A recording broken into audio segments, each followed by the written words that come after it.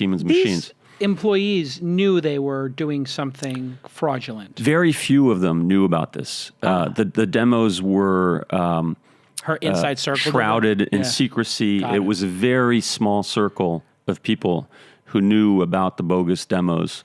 And it was a very small circle of people who knew that the Siemens machines had been hacked. And in fact, in the later versions of the Theranos laboratory, you couldn't get into the laboratory where the Siemens machines were that had been hacked unless you were an authorized member of the lab whose fingerprint was, basically they had fingerprint scanners on the door. So she created this level of secrecy and security that mimicked Steve Jobs's. Right. But instead of doing that because he didn't want to see all the failed designs that he and Johnny Ive worked on for the iPhone, she was literally doctoring the blood tests. And it's been confirmed by multiple people now.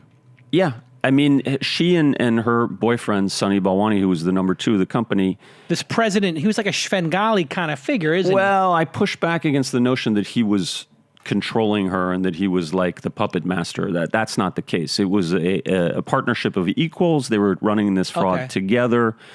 And ultimately, she always had the last say. If there was something she didn't agree with, she had the veto power. So he was just a sycophant partner in crime. Right. I mean, to some extent, he was using her and she was using them, but he was not manipulating her. Right. I address that in the epilogue, and I push back very strongly against this So notion. she's not the victim here. She created this whole fraud. She controlled 99% of the voting rights of the company. The board couldn't even reach a quorum without her. Right. And you tell early on in the book, the board tried to fire her, the early board, and she talked her way out of it. She talked her way out of it.